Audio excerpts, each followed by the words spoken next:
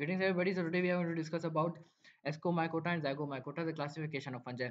Previously, we are done with the introduction of fungi, its body, how its body is arranged. So, some few points which were remaining to be discussed in the previous video were such that uh, fungi have haploid nuclei. They have an haploid nuclei, as well as there was a misconfusion that here Basidiomycetes and Ascomycetes, both of these are septate.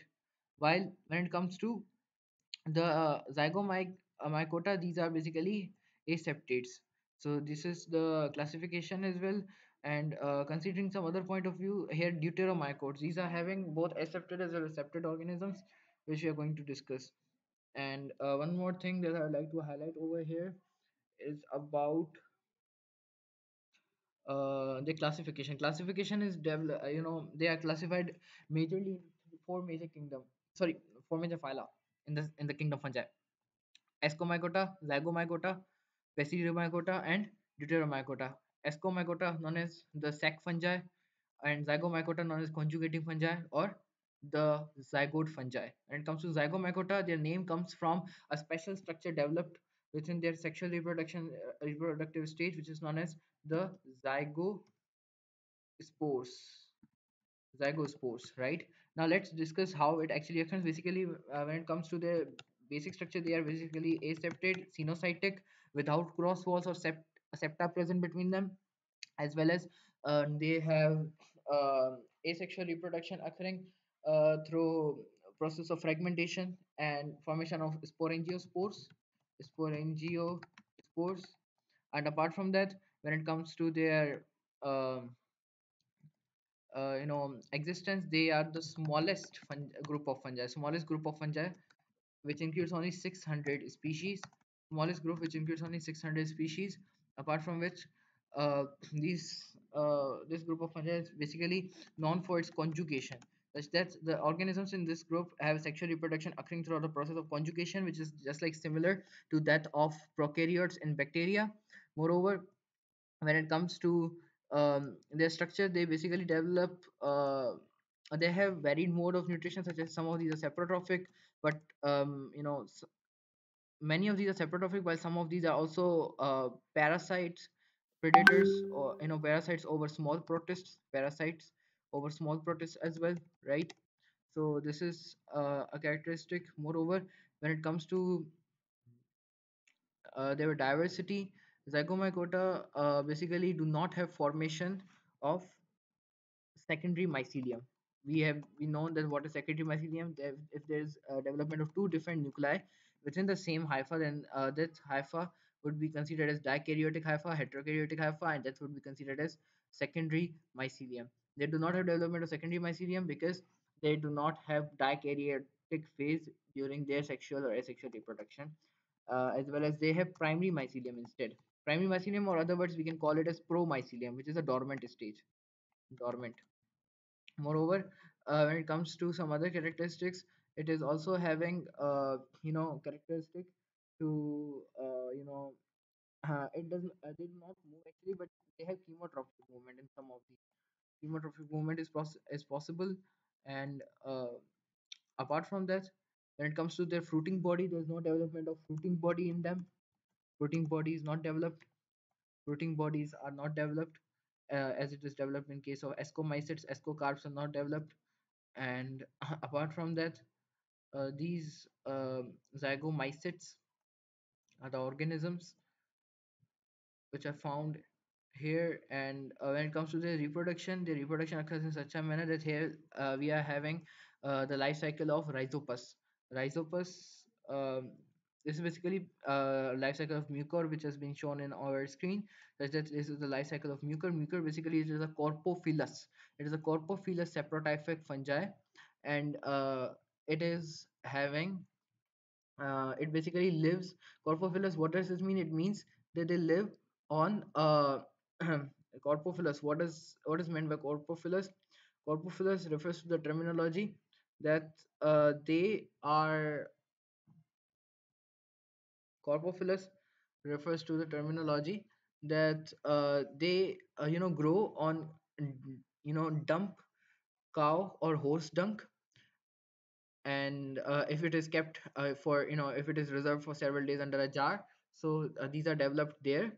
And apart from that, they have development over them, due to which they've caused to produce a musty or moldy smell, or musty smell, as a result of which these are considered under the categories of mucors. And when it comes to their life cycle, it occurs in such a manner, just talking about the general life cycle of zygomycetes, if you're discussing a single example that resembles for all other organisms as well, right? So here, when it comes to the asexual step, when it comes to their structure, let's suppose if we are having uh, you know their special structure, we are having a special structure inside them, which are special hyphae are present within them, which are considered to be named as positively strain and negative strain hyphae. Such that two different hyphae are there, which are known as stolons, right? And these stolons basically are categorized into two stolons: positive strain stolons and negative strain stolons. Such that during sexual reproduction, the positive strain stolons and negative strain stolons cause to come in contact with each other by the release of a special hormone, and that hormone causes to bring the two stolons of opposite strains to come in contact with each other and cause to produce a structure which is known as gametangia, right? As a result, this structure gametangia produced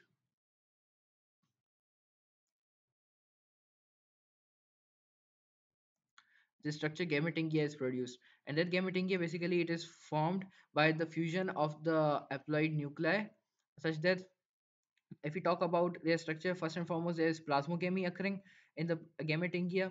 Gametangia basically is the structure which produces gametes. So first, plasmogamy occurs. After plasmogamy, there is heterogamy occurring, and there is no delay between plasmogamy and heterogamy, due to which there is no dikaryotic phase in their life cycle.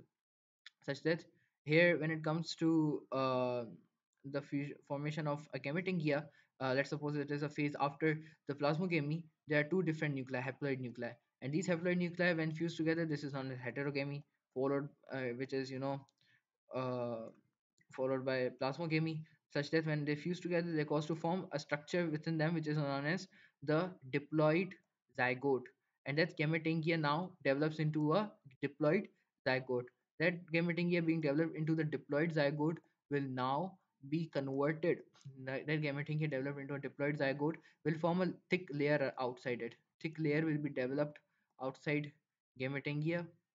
Let's suppose this is a thick layer outside gametangia, sorry, the diploid zygote, and that diploid zygote forming the thick layer will now become a thick walled, dark, dusty, resistant structure which is known as zygospore.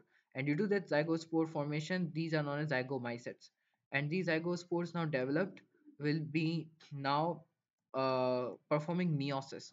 As a result of meiosis, what actually will happen? The diploid zygote will now be converted into its haploid form, such that here there will be the diploid zygote will be forming the haploid cells. Haploid cells will be formed. Haploid spores will be formed particularly. So haploid spores formed will now further develop into these haploid spores, which are formed over here, will individually develop into the hyphae. Will individually develop into the hyphae, such that when they will individually develop into the hyphae, this will cause to develop a special hyphae which is known as sporangium. If we call it hyphae or sporangium, thing is the same, only the difference is the specification, such that sporangium is a modified form of hyphae, right? So if I'm saying hyphae or sporangium, that's the same thing. Likewise, if we talk about uh, the formation of sporangium, as you can see in the diagram, as a sporangium is formed. The sporangium now, what will actually do is differentiate into two different strains, which are known as the positive strains and negative strains. Two different strains will be produced: positive strain and negative strain, with positive and negative nuclei, such that positive and negative haploid nuclei will be formed inside the positive and negative strains of stolon. And these positive and negative strain of stolon will now further continue this process, in which uh, you know the stolons will conjugate, and thus sexual reproduction will occur in this manner. But when it comes to formation of sporangia, some of these structures will also be developing. Instead of stolon, they will be developed into sporangia, and from the sporangia there will be release of several spores, and their dispersion would be through wind, particularly through wind. Most of the cases, when it comes to some of the exceptional cases, it is also done through it is in exceptional cases, it is also done by rainwater or insects or animals, but in most of the cases we observe it through wind. So this is how it occurs. Moreover, uh, this is what I wanted to discuss about the zygomycetes. But when it comes to ascomycetes, these are diverse groups ranging from unicellular fungi, yeast, to multicellular fruiting bodies, and these are the largest group of fungi, including almost 60,000 species. 60,000 species are involved in Ascomycota, and these 60,000 species are basically involved, in which 50% of these are lichens. We're going to discuss about their mutualistic mode of nutrition as well, in which lichens and mycorrhiza are the two major forms. Such that lichens are developed within the nodules of several plants, such that the nodules provide the lichens a shelter, while the lichens in return get uh, the lichens in return basically cause to provide uh, nitrogen fixed nitrogen fixated towards that particular plant, due to which they can satisfy their nitrogen requirement. And after that, rest of these are mycorrhizal as well. Example of mycorrhizal species involves morels. Now, when it comes to zygomycota involves examples of rhizopus. Rhizopus is example which is also known as spitting fungus, and rhizopus also known as black braid mold. Likewise, if we talk about another example, we have Pilobolus. This is a spitting fungus, right? After that, when it comes to some other structures I would like to highlight over here is about their mode of life, that they live mostly on terrestrial areas, but in some cases these are also found in marine and freshwater. These are septate with formation of septa in them. Cross wall septa are present over them, but these cross wall septa are having perforations through which material can be transferred and can allow increased growth rate within them. Moreover, when it comes to uh, their structure, they show diversity in structure from unicellular to fruiting bodies. Ascocarbs, as shown in the diagram, these are known as ascomycetes because they develop special sac-like structures, bladder-like structures known as asci. Asci plural, ascus singular, such that this is how their mode of nutrition is. And if we talk about the asexual reproduction, it occurs through fragmentation, budding, as well as through a formation of conidiospores, right? Fragmentation, budding, and conidiospores are the processes over here. And we are all known about what are conidiospores. Conidiospores basically are the asexual, non-motile reproductive structures, which are maybe multicellular. These are basically developed inside structures which are known as conidia, and conidia are multicellular. Conidia are maybe multicellular. In most of the cases these are multicellular, and these are the major sites which give fungi their beautiful color, such that as you can see in the diagram, this brown color of fungi is due to the characteristic color of their conidia. So in that case, conidia gives fungi their color if they are having the conidia within them. And apart from that, uh, when it comes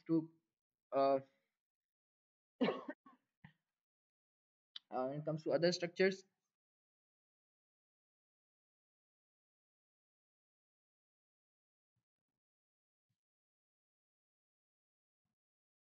when it comes to some other structures, I would like to highlight over here conidia, as well as they are which are multicellular. Conidia basically they can vary in size and shape, so it depends. And apart from that, when it comes to some other point of view, I like to highlight over here is about um their sexual reproduction. The sexual reproduction occurs in such a manner that two monokaryotic, they have, monokaryotic hyphae. These monokaryotic hyphae, which are modified into their gametes, are known as the male gametes known as antheridium, and female gametes, which are known as the oogonium. Right?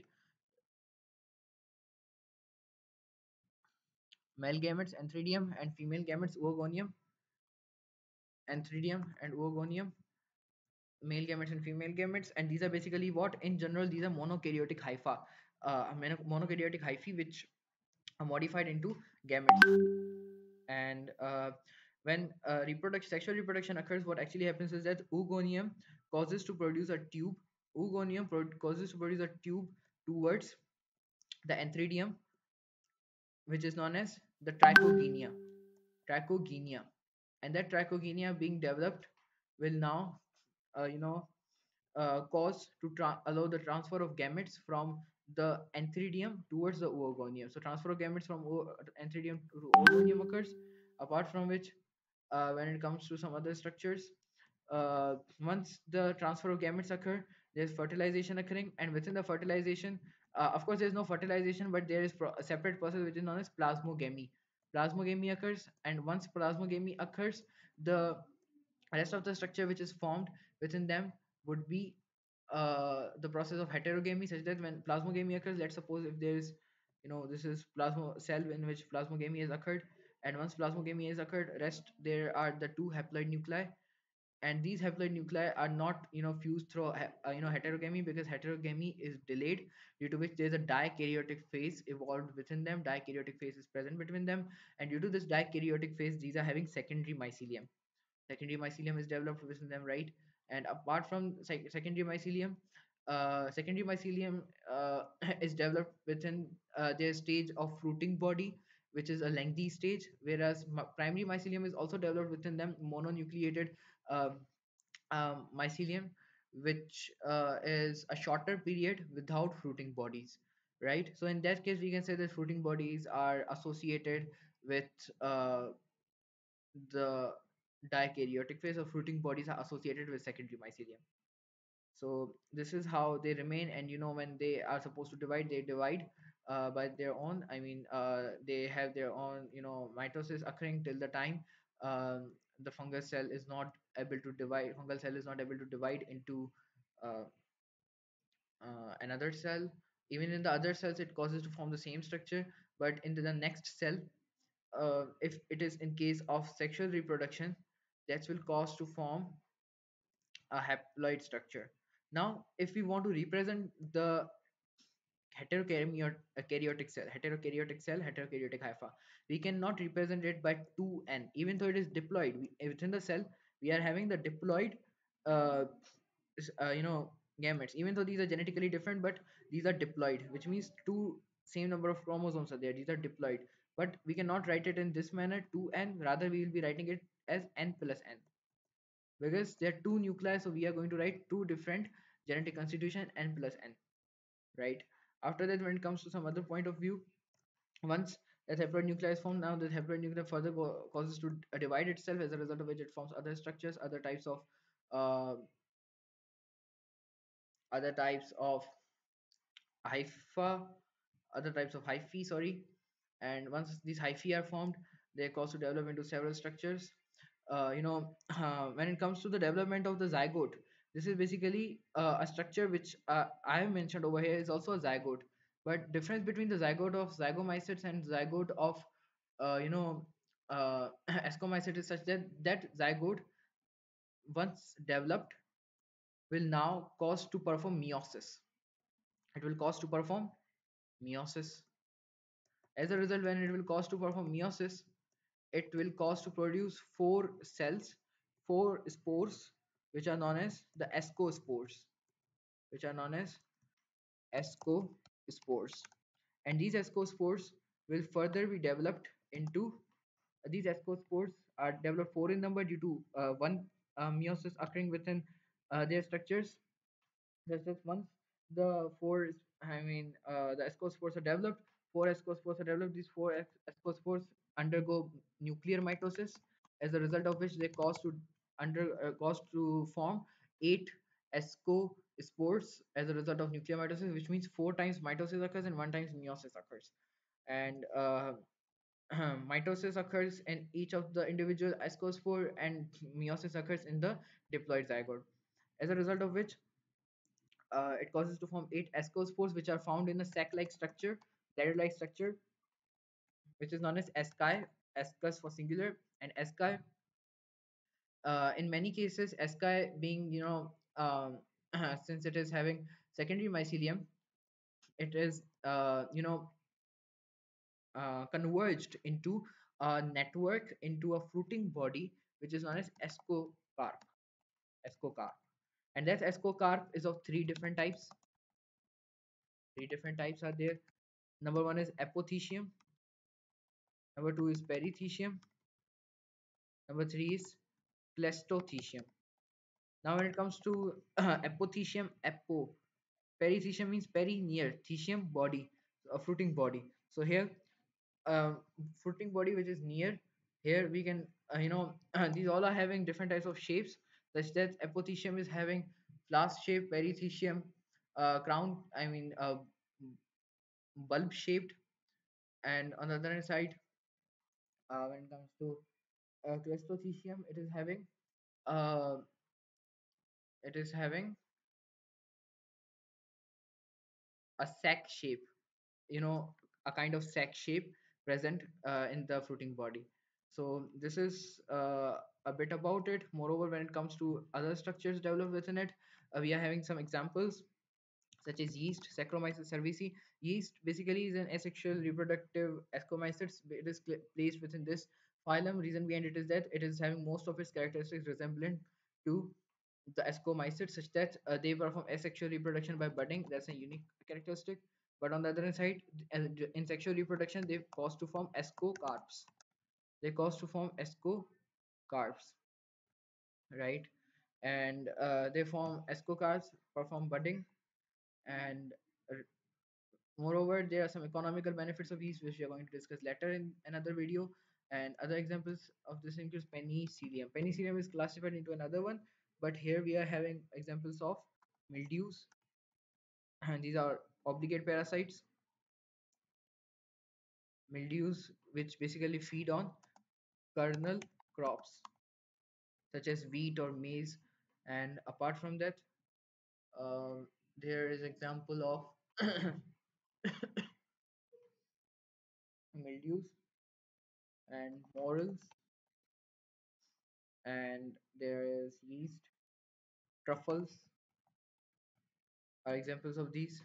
So truffles are there, as well as there's example of molds. Several types of molds are there. These are some things which we need to these are some things about Ascomycetes and Zygomycetes. That's all about today's video. Hopefully we'll meet again.